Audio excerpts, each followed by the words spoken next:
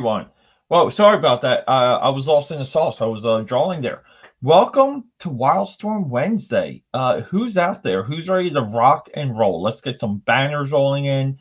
We gotta get that cool uh, boom sign up here. So we've been working on a couple trading cards. We got we got some cool people behind them. We got some cool people helping.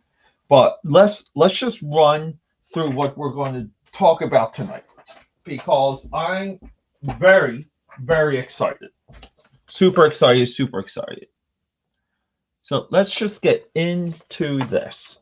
We got right here where we got Skull Diamond in the house, excited as hell. So I'm going to just move this, the preview art to the side. So we've been on this Brett Booth run, okay? The reason why we're focusing on Brett Booth because of all the Wildstorm alumni, he is the most prolific at this point. He's the most active on social media. And look, let's be honest. If you're not active on social media, I don't care about you, okay? You have to be active on social media. Every single name that you see in every single Wildstorm book, I actively try and research. The names that are unactive, I don't even like follow them. I think it's futile. I think it's useless. But continuing our Brett Booth love sesh because he's so good on social media, we gotta reward that. I've been reading all of my backlashes, and I locked in on this issue because Mindstorm or Mindscape, okay, the villain here, not really like focused on. It's a hell of a design. It's a fun issue. Really, really cool stuff here. Okay, like really cool stuff. Backlash number 5. I cannot recommend it enough. Okay, well we got Skull Diamond. Oh yeah. So tonight we're doing Jim Lee. Okay, Jim Lee's the founder of Wildstorm Productions. He's the guy with the sales, right? X-Men sales leads to Wildstorm Productions. Okay, so X-Men would not happen if he didn't do Alpha Flight. Alpha Flight wouldn't happen if John Byrne didn't come in and want to redo some of his work on X-Men and kind of show people how much of him was in X-Men, not Chris Claremont. And if you read the early, like I'm talking Alpha Flight, the first like 25 issues, the first maybe like 3 years worth. Okay. Here's the crazy thing. John Byrne on Alpha Flight is as good as Byrne and Claremont on X-Men. I know that's a very, very, very unpopular. That is a underground idea. But the sheer fact that there's almost zero Alpha Flight issue worth money, despite I think issue 68 or 69, which is North Star coming out. We have John Byrne, first couple years, and then we get Jim Lee. Worthless. Okay? There's some weird bias against Alpha Flight. I honestly God don't understand it. But we have to acknowledge that Marvel used Alpha Flight as a testing ground for Jim Lee. Okay, now we can kind of see a little bit here. Okay, Jim Lee's drawing covers and interiors here. Cover and interior, cover and interior, and then we go from like the 60s and we shoot up to the 80s. Okay, the book didn't last too long after this, right? It might have been like another 3 years. I'm sorry. Maybe it was issue 130, which was the coming out of North Star. Anyone out there that wants to look that up real quick? But we have some covers. So Jim Lee returns and does some colors, and we can, just off of a surface, okay, we see a little bit more of the Jim Lee proportions. We see more of the Jim Lee darks, okay? We see some of the Jim Lee shading. Okay, he's coming into his own. He's grown up within Marvel Comics in 2 years between Alpha Flight and the Punisher. Punisher leads into X-Men. By the time he gets the X-Men, he's going to have Scott Williams, and they're going to refine this look. And now that look becomes a staple. It becomes like the definition, okay, of everything Jim Lee does until today. So we're going to get into these real quick. Here's the funny thing. I just picked these up not too long ago at the Berlin Farmers Market in New Jersey. Okay. And I really haven't cracked them open. I was saving them for this. So this is going to be a first look. So let's get into a couple things though. Okay. Launching soon again for the third time is going to be Trial by Fire. This is what I was working on in the green room. This is a huge Pitbull sequence. And, you know, just sitting here talking to all of you, I got to do some whiteout.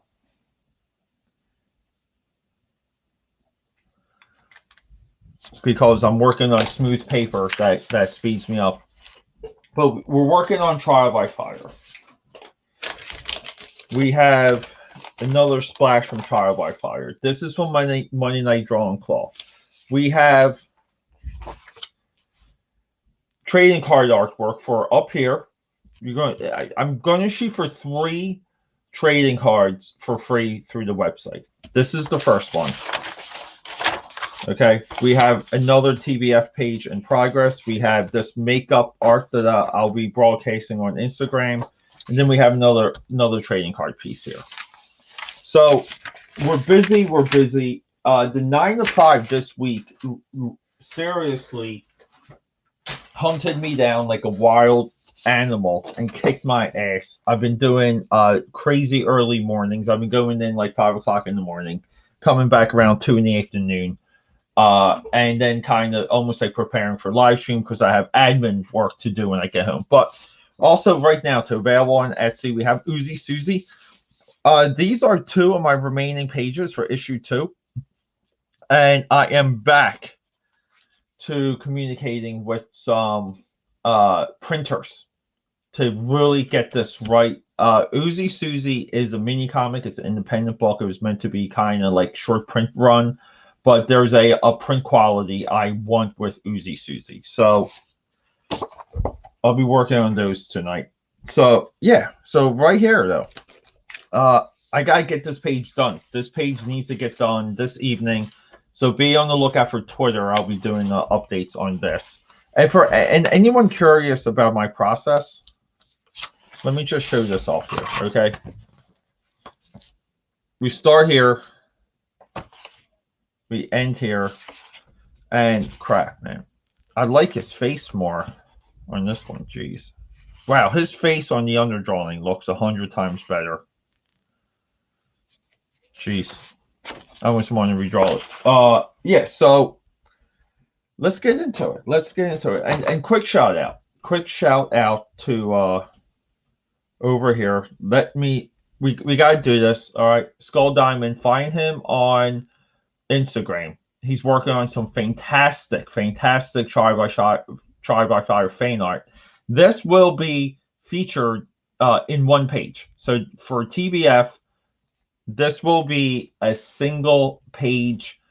I don't do the groupings when it comes to stuff like this. Everyone gets a shout out. Everyone gets a page. Everyone gets my time. I don't like people that kind of cram things together when they do fan art. I think that's useless. Pages to print are not that expensive. So where are we when it comes to Jim Lee? Are we just in this zone where Jim Lee can do no wrong? Jim Lee's perfect? Well, we gotta say, here's a caveat. Jim Lee running DC Comics, or doing what he did with DC Comics, isn't quite perfect. It's not quite good. It's very disturbing. I think it's upsetting what Jim Lee allows within DC Comics. I'll say that. Okay? I don't think Jim Lee he's too much of a company guy. Jim Lee should stick to creating comics, drawing other people's characters, all that stuff.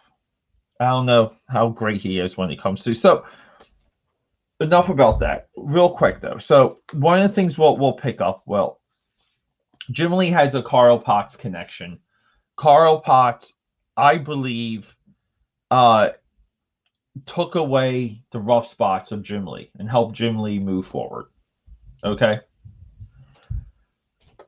And then we're going to have a run of inkers that cannot figure out what to do with Jim Lee. Now, Rob Liefeld and Todd McFarlane all have the same issue. Only, in my opinion, the only three Image guys of the founders, I would say all the other founders of Image, early on really didn't have a problem. Eric Larson, Mark Silvestri, Wells Portacio really didn't have a problem with inkers the way how the top three did. Lee, Liefeld, McFarlane. So let's just get into this. Again, one of the things we're looking for is the tropes of Jim Lee. So it's just ironic that, very early on, right? You can say like the first couple pages, he's drawing women. So women do become a staple of Jim Lee style. Now, the faces here, okay, like Guardian here, Guardian 2, I think. Right? We don't have any Jim Lee hair with Wendigo. Guardian 2, not much. Not much of a female face. Box here, right? Is it box or red box? We don't have any of the Jim Lee reflection. So, this is Jim Lee. The way how I would define this is Jim Lee within. This is freaking fantastic. Jim Lee is drawing within the Marvel House style at the time. Okay? We have to respect this. We have to honor this. Okay? We have to say it. So, we really, I don't know. I don't think we get much here. I mean, it's just Jim Lee with straight paneling. We don't have Jim Lee layouts. We don't have Jim Lee focus. Remember, we move forward 3-4 years from now. Mostly 4 years. And we get the Jim Lee we know and we love. So, the idea is that everyone starts in the same place. So, first issues. Now, we move ahead 5 months. And Jim Lee's run mostly, I think, was 60 to 68. Okay? And 68 might have been his latest issue of Alpha Flight. This cover, though, inked by Al Milgrom, we get a little bit more Jim Lee here. We have a very, maybe Arthur Adams, but I would say Walt Simonson, Energy Blast. We got some great Kirby Crackle. But then we get into the interior. Okay, Jim Lee, too, like getting better and better with these double splashes, right? Like, takes Jim Lee a while to learn to pull you in. But this became like this sequence here. Oh, page 1 and then double splash. This is a Jack Kirby method, what I would call. But this is also becoming the Jim Lee X-Men method, where that double page spread completely sells everything. So we got Al Milgrom here now, different inker. Bill Mantlo writing. And we're still within the Jim Lee house style. Appropriate blacks, easy storytelling. Well, stick to it, kid. Like you can have some jobs. You can have a little bit of a career at Marvel Comics. A little bit more detail with the effects. None in the Jim Lee hair. But that's relatively it. I mean, we're still in. I don't know if you guys remember this game, Wizards and Warriors. This was one of the hardest and NES games you can ever imagine. Wizards and Warriors is so freaking difficult. And it was one of those games that I just couldn't. You could never figure out where you go after a certain while. Played that game for hours. But yeah, I mean, we are like Jim Lee is right here, perfect to get moved on to GI Joe or a licensed book. But I kind of have a feeling, right? Like where this cover, a little bit more of the Jim Lee trope. It looks like he inked this, so he's inking this himself. We're still trying to figure things out. Very, very bad Wendigo for this, but cool cover though. Nice cover. And look at this. Look at the inside here. Look at, see, like this is, it's interesting that this became a staple going into the 90s, the inside credits cover. Al Milgrom inking, Bill Mantlo still writing. This is a solid run, by the way. Okay, I remember reading a lot of issues around this. It's just shocking I never got into the Jim Lee issues. But look at the sketch. I love this sketch. I mean, this has the Jim Lee isms, doesn't it? The cross-hatching fade into the horizon, the pose of Guardian, Guardian 2. Really cool stuff. Even some of the proportions here for Box. Red Box. Whatever the heck that guy's name is. So even here, Guardian's face looks a little bit more Lee. Frank Miller walking pose there. We got some effects coming. So one of the things, other than like smile and shock, Jim Lee, even from early on, it's very hard for Jim Lee to draw expressions. This is one of his faults, and I would say this still haunts him today. So we're not even getting some of the Jim Lee hair. We're not getting a lot of the Jim Lee poses outside the cover. But, you know, a little bit more dynamic. I think some of the paneling here is a little bit easier to read. Tough down shot. I mean, we're drawing some of the X-Men here. So this might be the first time Jim Lee's drawing the X-Men. He's drawing the Mark Silvestri X-Men, and at this point in comics, Mark Silvestri completely crushes Jim Lee.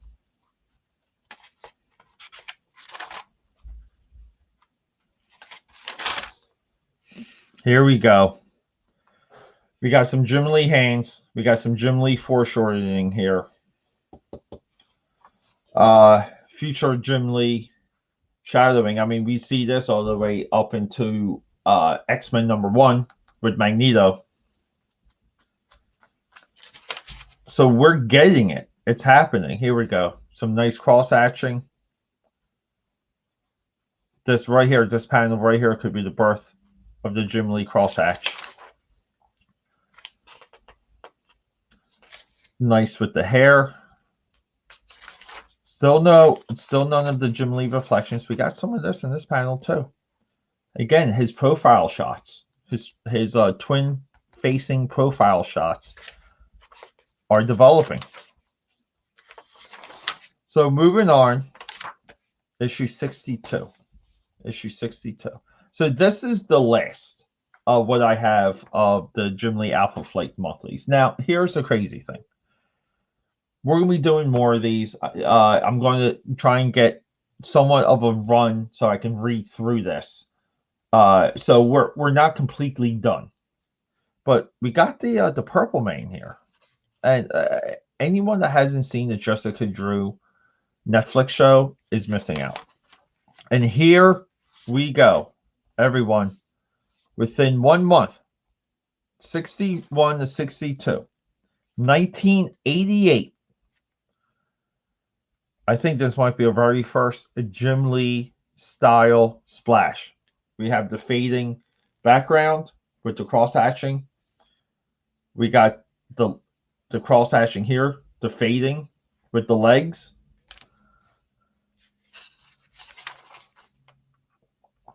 And we got this still looking a little bit like Jim Lee. Not quite there. So I guess Purple Man gets resurrected here.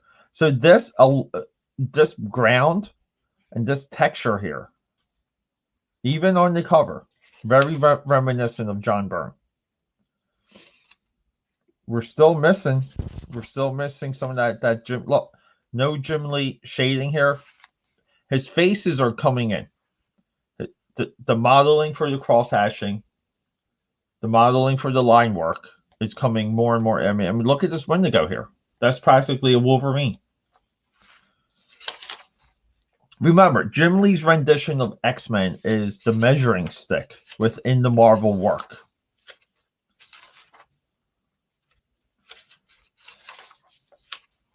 I'm still not seeing much, though, near Jim Lee face here. But keep in mind, Jim Lee's progress. Here we go. We got some good Jim Lee poses. Jim Lee anchor shot with the eye. Okay, we're getting a little bit more. This sequence here is a little bit more of what we would later call the Image style. Look at it. I love this twin shot here. Jim Lee's very disciplined with the bird's eye 3/4 shot. 3-point perspective 3/4 shot. No real Jim Lee effects over here, even though we have the opportunity. We have a Jim Lee face emerging, Jim Lee hand emerging. I mean, like, we would see this hand going all the way through Wildstorm. I mean, everyone in Wildstorm learned to draw this hand.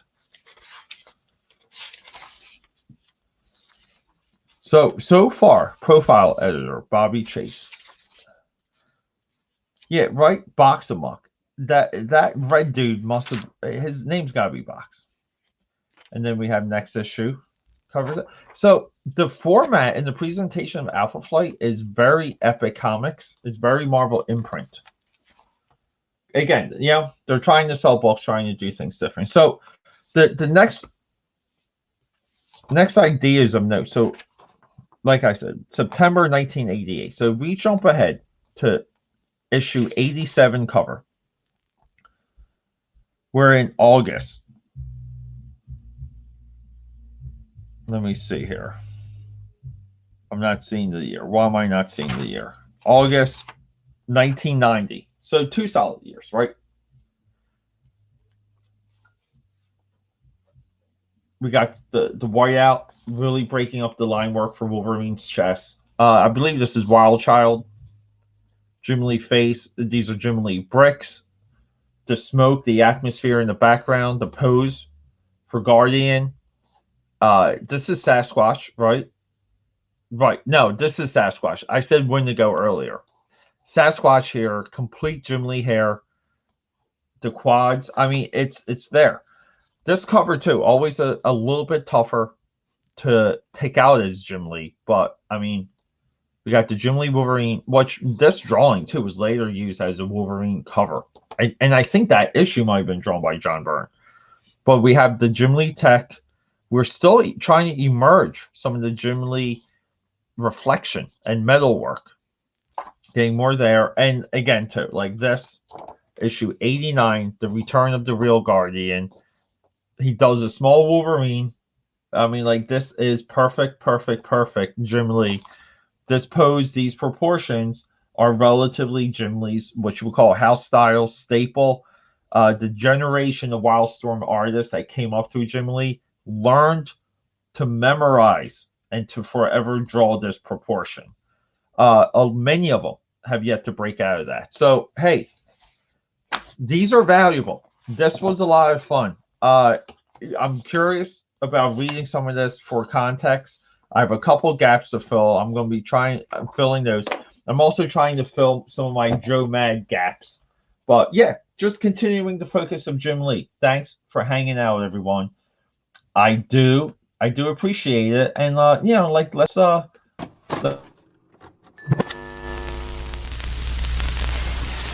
you ready for the eclectic